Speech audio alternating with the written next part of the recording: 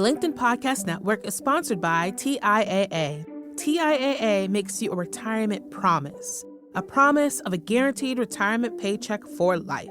Learn more at TIAA.org/promises pay off.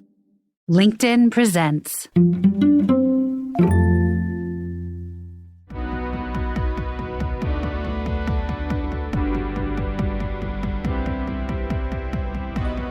I'm Aarons-Mele, and this is The Anxious Achiever, the show that looks at the intersection of mental health and work, and how we can all do both better.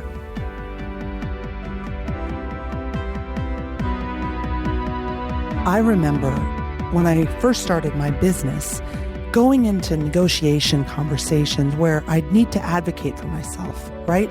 I'd need to ask a client for more money or sell new business. And I felt like I wasn't coming from a position of power. For most people, anxiety is a fear or concern about the future. You spiral, overthinking the worst case scenario, or you run through all the things that could go wrong. And having that anxiety going into any negotiation, feeling like it's going to go wrong and I don't even deserve this, can really feel like a loss of power, like you're helpless. Now, this might be because you suffer from social anxiety or don't want to say the wrong thing, or you might be really worried about losing your job, or you may feel like you just don't have the leverage to ask for anything until the economy feels stronger, until your business has a bigger track record, until. But the thing is, negotiation is always there. We do it every day. And for many people like me, anxiety might also be a constant companion. We're joined today by someone who I feel is a kindred spirit. He has great advice for handling these kinds of situations. In fact, he teaches the next generation of business leaders how to engage in effective negotiations, no matter what their strengths, weaknesses, hang-ups, or even anxieties. Moshe Cohen is a senior lecturer at Boston University's Crestron School of Business, and he wrote the book Collywobbles, How to Negotiate When Negotiating Makes You Nervous. Moshe talked to me about how to approach negotiating if you're prone to anxiety and what to do when you recognize anxiety across the bargaining table too.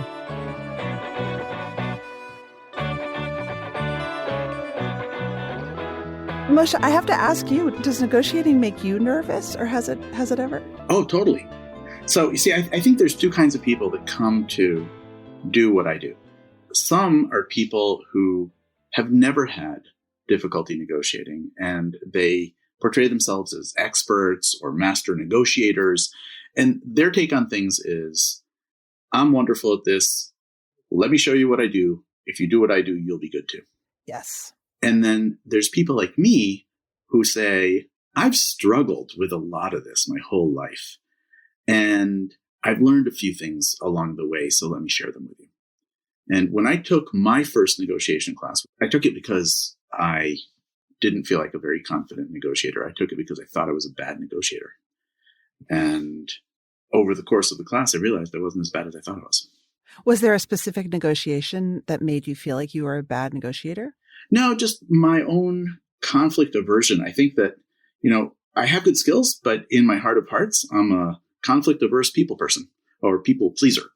And when you're not comfortable with conflict and trying to make people happy, it's really hard to negotiate for yourself. I mean, I think you just nailed it. I would also add when you have fear of rejection, conflict avoidant, people pleaser who fears being rejected above all. Mm-hmm. It's kind of like a bad recipe to get an outcome that you want. And yet what I've discovered is that you're not predestined to have a bad experience or get bad outcomes. A lot of the stuff you can learn. And in particular, what I've come to was the idea that you have to learn how to manage your emotions simultaneously with using your negotiation skills. And if you can balance the two of those things, I don't care who you are, you can do pretty well. Learning to manage your emotions while doing anything else is, to me, the ultimate skill of adulthood. It's not easy. I think if more of us had the self-awareness and regulation skills to both be human and regulate our emotions, the world would be a lot better place. Mm-hmm. So nervous is another word for anxiety. Mm-hmm. You talk about being nervous before negotiating. I'm interested to see in your class or in the real world, how often you've seen real anxiety come up in people before a negotiation or even a negotiation exercise. So constantly. When we go into our first negotiation in the class, it's a competitive negotiation. People pair up. It's strictly about outcome. There's a buyer and a seller. Buyers try to buy low. Sellers try to sell high. And then we post the results on the board. Everybody has to write their names on the board. And I show the whole class their numbers. And the degree of anxiety that shows up in that room is through the roof.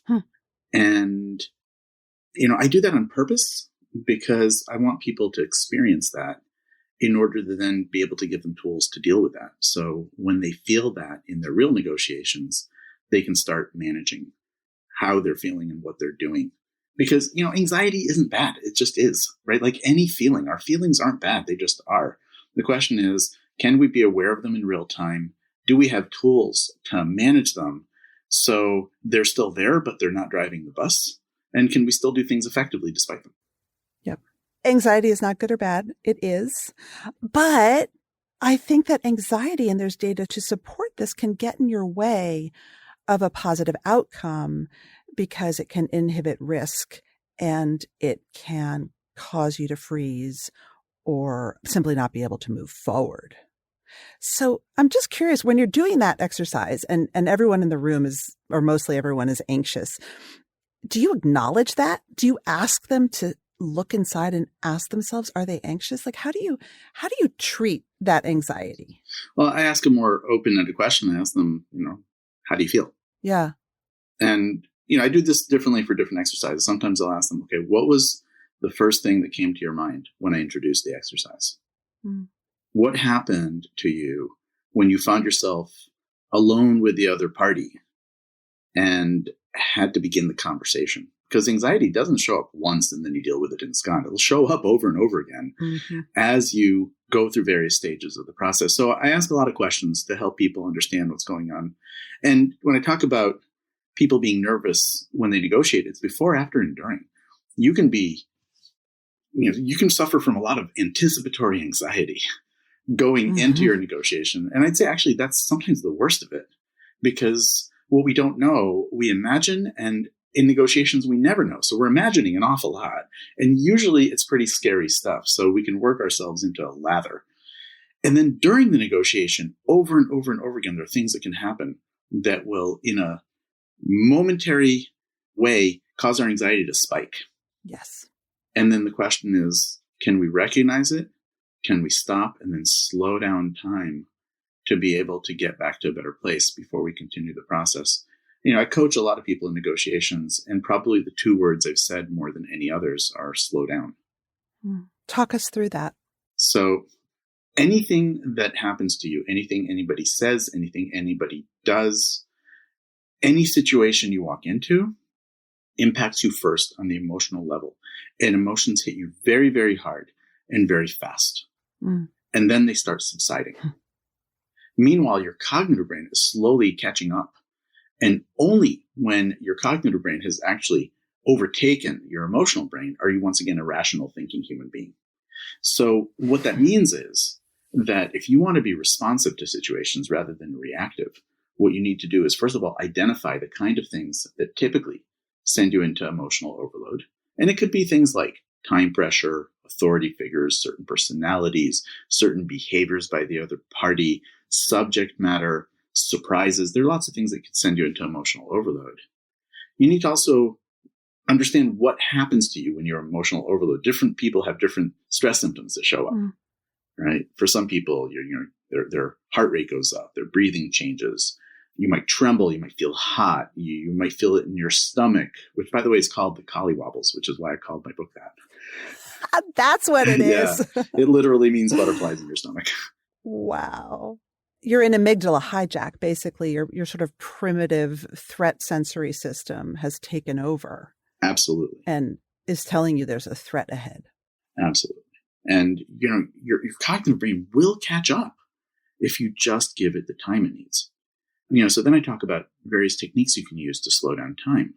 And that could be anything from just staying silent and not saying anything, to asking for a break, to asking the person questions rather than responding to them. So you turn the floor back to them, and while they're talking, you're also calming down. Mm-hmm.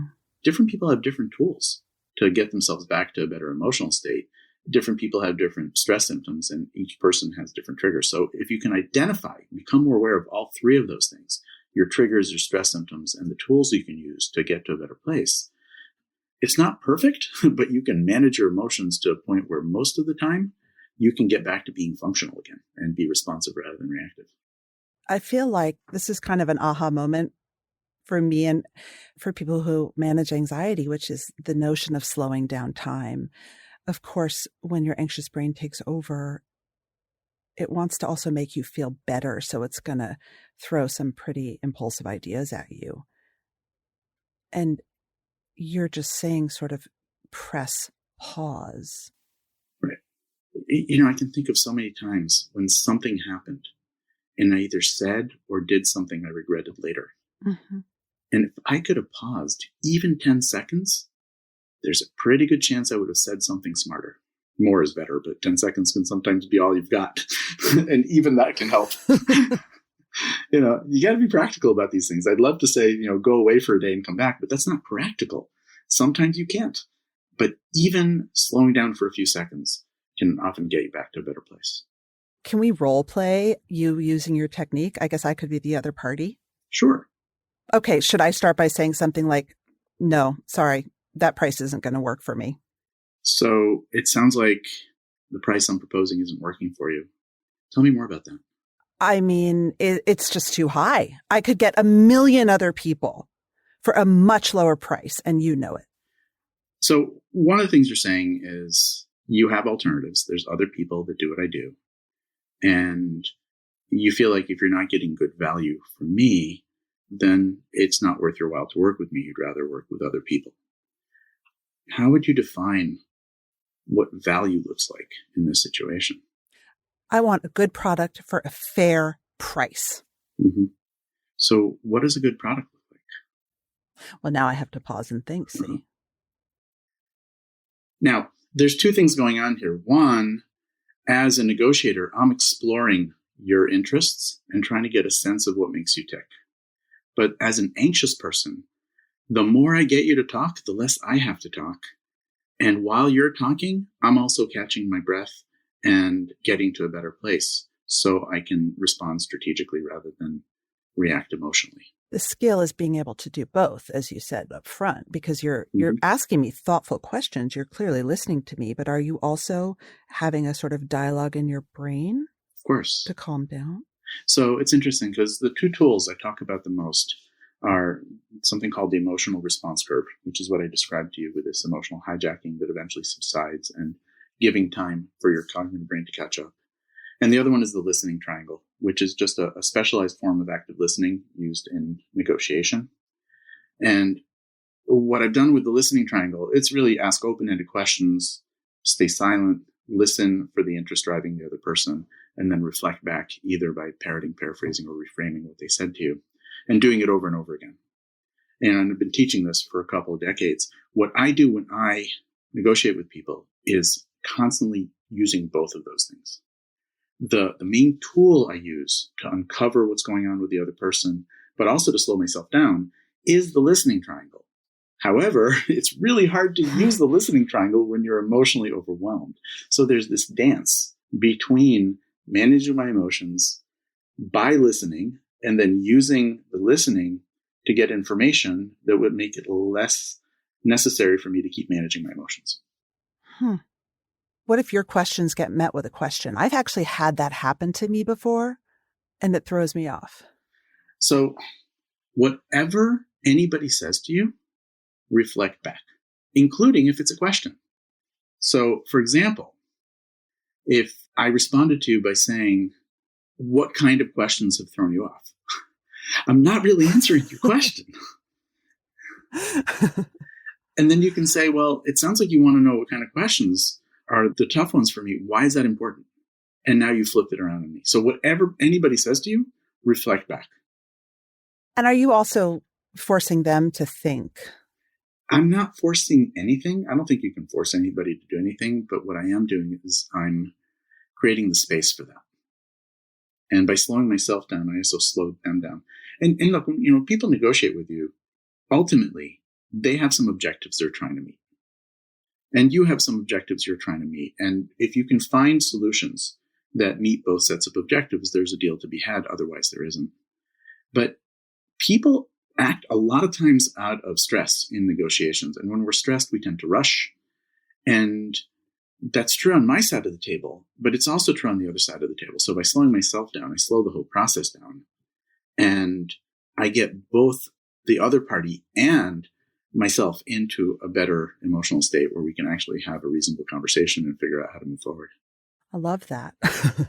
It's reminding me, I want to talk about money in a second, but I had Buffy Purcell, who's a financial advisor, on the show, and we were talking about money anxiety and sort of impulsiveness when you're triggered around money.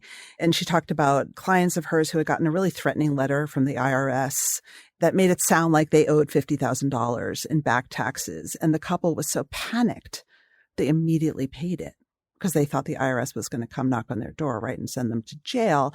And it was only, a day or two later when Buffy read the letter, she said, wait, no, they want more records. They don't want the money. But that panic had caused them to take drastic action. Mm-hmm.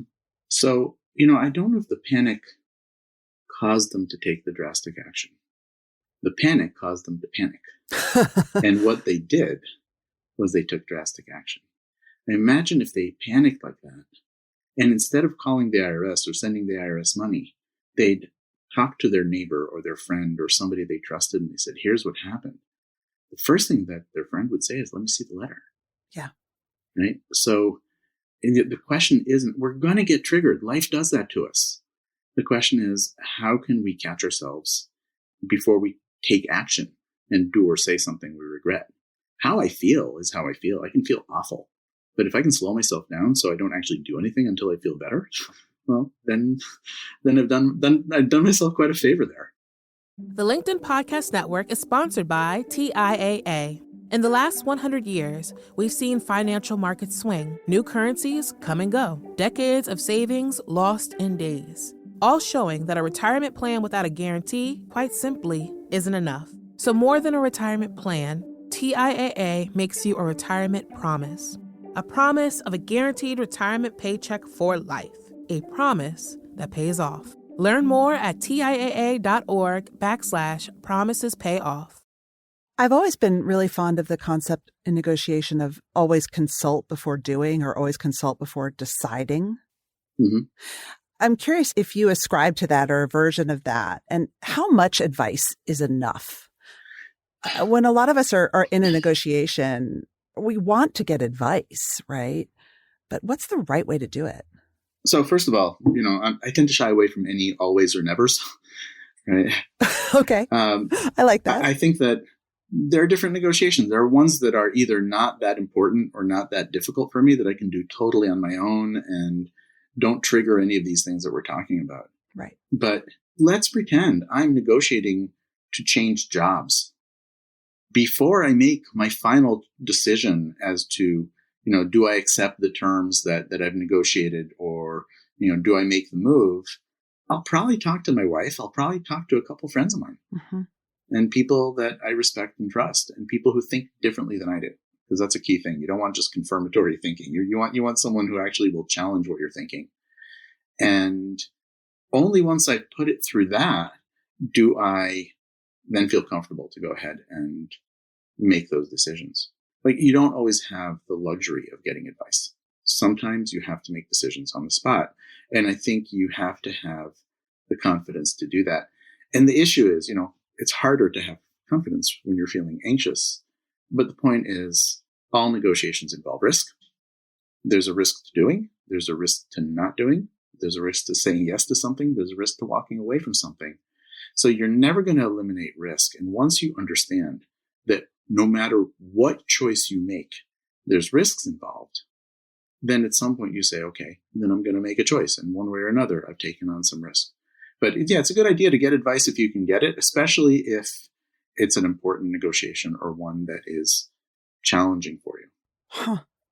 I want to talk about BATNA or anchoring in a minute, but just on this concept, I'd love your thoughts. If you know that your counterpart is anxious, is there a way that you can use that to your advantage in a negotiation? Oh, that's a tough question because of course you can. Yeah. But the question is, what's your goal? And if you're negotiating in a short-term competitive situation, let's say you're buying something on Craigslist and you notice that the other person is just so uncomfortable, could you use their anxiety to get a better price? Sure. And that's fine because you'll never see them again and it's a one-time transaction. And if you can get over feeling bad about it, then you're fine. But most negotiations aren't like that. Most negotiations are with people we see over and over again. And if you take advantage of that, yes, you might get some short-term advantage, but how do you feel about yourself? What have you done to that relationship? Mm-hmm. I think that when you're negotiating, you should have your big picture interests in mind. And there's lots of things you can do. Then the question is, what should you do? Yeah. I think that's really good advice for people who feel very anxious around negotiating, right? Is that you could say to yourself, my goal here is not to get every cent out of this person who I'm going to be working with for hopefully the next 10 years, right? Mm-hmm. Because that's going to make me self-conscious when I go work with them. Right. At the same time, I think that if you go too far in that direction, then you actually hold yourself back from negotiating at all. Interesting. I know so many people who have a hard time advocating for themselves because they feel like by negotiating, they're taking advantage of the other person. And this really gets at the rejection issue you brought up before. I think that it's hard to ask people to do things. And it's hard for us on a number of levels. One, we're awfully scared they're going to say no, and that rejection will feel terrible. On the other hand, I think we're also afraid they'll say yes, and then we'll feel like we took advantage of them. So imagine that you're working in an office, which not everybody does anymore, but let's say you're working in an office and a window office is opened up. Mm-hmm. And there's 20 people who have equal claim to that window office, but you run to your boss first and you ask for that window office. Now, if your boss says no, you're feeling terrible because you're thinking, right, my boss doesn't value me. You're shamed. Yeah. If your boss says yes, you're happy to move into that office, but then you think, okay, everybody else hates me. So one way or another, if you're anxious, you don't have a good out there. You're going to be you're going to be in tough shape no matter which way you go on that one. So what's the answer? Should you duck out of it altogether because that it's not worth the emotional cost to you? No, you should definitely ask for the office. Why? Well, because the worst that can happen is your boss says no, and then you're no worse off than you are. And if you get the office and other people don't, chances are they won't really hate you. That's more in your mind than in theirs. I mean, think if somebody else got the office, you wouldn't hate them. You'd resent them a little bit for getting the office, but you'd move on. It's a much bigger deal for them than it is for you. I think that's rational, but my experience, anxiety is not rational. And if you're a ruminator, I mean, the post-event processing might be very intense for someone with clinical anxiety, right? They would fixate on that outcome. Absolutely. Whether it was rational or not. And so I guess that's my question. If you know that you're probably going to stew on it, is it ever okay to just be like, you know what, I'm going to protect myself from that? No. And I'll tell you why I don't think so. Look, first, again, I don't like to deal in absolutes. Right. Never. I got it. But here's the problem. Let's pretend you decided for those reasons not to ask for the office. And then the worst performer on your team was the person who got to your boss and got that office. How angry are you going to be at yourself for having not asked for it? Super angry. So the way I see it, as an anxious person, you're going to get yourself in trouble one way or another, whether you do or you don't. This way you'll have a nice office. Well, to be anxious in. The rejection thing, if I could just mention something about that is such a huge thing for people. And in my class at BU, and with all my corporate clients as well, I do an exercise where I force people to go out in the world and ask for stuff to the point where 10 people say no to them. And they have to go out over the period of 3 weeks and keep asking for things until 10 people say no. And in doing that, one of the things they discover is how much value they've left on the table because they keep getting yeses and they get tons and tons of value. I have students who've gotten thousands of dollars worth of value just in the 3 weeks of doing this exercise. And then they also realize that when people say no to you, nobody died. They just said no. And they don't hate you. And very often it's a much bigger deal for you than it is for them. And it's a great exercise. And the way to manage some issues around anxiety is through exposure, through just forcing yourself to do it. Take small risks, start where it's safer, and then build up to bigger risks as you discover that, wait, nothing bad happened when I tried this. I think getting rejected is a muscle that you have to build. And I say this as someone who literally, in my journey as a content creator and author, gets rejected, or even worse, just ignored at least once a day. Yeah. And getting ignored is actually worse. When someone just ghosts you or doesn't respond, like that to me is much more anxiety triggering. But it's, it really takes practice to get rejected and be able to move on. Yeah, no, I completely agree with you on all of those counts, including the how I hate getting ghosted. I'd much rather deal with somebody who says no to me or confronts me than someone who just doesn't respond. 100%. But, when I started my business back in the 90s, I had to do a lot of cold calling because that's what happens when you start a new business. And cold calling is just planned rejection. And it was awful. I would do it for a couple hours and then I'd be depressed. But over time, you kind of get hardened to it and it doesn't impact you the same way. Exactly. And then you find that you can take bigger risks, because I think that's the key. If you are so afraid of rejection, it will keep you small. Agreed. And I have a lot of empathy for people who are afraid of rejection. I think that very often we tend to be very judgmental about people like that.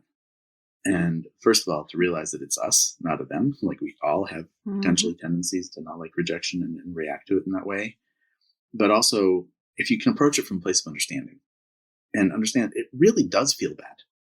So take small risks, take them over and over again.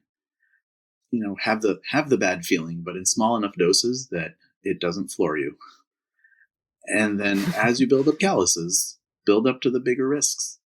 And you'll also have some really fun successes along the way. And that keeps you going. Moshe, what question am I not asking you that you have a really valuable piece of advice to give? So I think one thing that people aren't thinking about as much as they need to be is what they're telling themselves. Okay. So when I'm about to negotiate with you, or throughout the negotiation, I'm thinking about all sorts of narratives in my own mind. I have narratives about you. I have narratives about me and about the situation. If I'm thinking, Maura is this super accomplished, experienced negotiator, I don't have a chance. Well, I've just completely psyched myself out of the negotiation.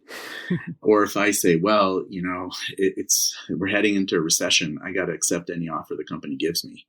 Again, I've completely talked myself out of being able to effectively advocate for my needs. So we tell ourselves stories all the time about ourselves, the other person, the situations, and those stories have a profound impact on what we do, how we feel, and how we interact with other people. And the thing to remember is that these stories exist entirely in our own minds. And because of that, we have the ability to rewrite them if we can first be aware of them, slow ourselves down so we don't just react out of the panic to them, and then ask ourselves, what other story could we say to ourselves? It's not that our first story is wrong, but chances are it's not the only story we can be telling. And if we do that, we can learn how to be the authors of our stories rather than the victims of our own stories. Because very often, by being the victims of our own stories, we put ourselves in a situation that becomes very, very difficult for us to get out of spinning in our own anxiety and to actually advocate effectively for ourselves. So I think the question is, what are you telling yourself? And when I coach people in negotiation, it's one of those questions I ask very, very frequently. How can having a BATNA or a goal number help around that? Or does it help? It can help a lot, actually. So any negotiation occurs in the shadow of what's going to happen if you don't come to an agreement. And that's the BATNA. So the more knowledgeable and aware you are about what's going to happen if you don't come to an agreement, the less scary it is. I think a lot of times in negotiations, we react to fear of the unknown. And if I think, if I don't accept this job, something terrible will happen. Well, I was actually coaching somebody the other day who was considering a negotiation like this. And I stopped her and I said, all right, what's actually going to happen if they don't accept your suggestion? And she said, well, I can find another job in 2 weeks. And I'm like, well, how do you feel now? She's like, way more confident. So, and she had that alternative out there all the time, but she wasn't focused on it. She was like, oh, what if I get, what if I have to part ways with my employer? Right. And she was spinning around on that until she started thinking about it. What really will happen? And she realized her skills are in huge demand. That makes you feel much better. Right. Right. It's just the temperature goes down on the negotiation. And let me push it further. Even if your alternatives aren't that good, just being aware of them and sitting with them makes them less scary. I think a bad certainty is actually less anxiety provoking than uncertainty.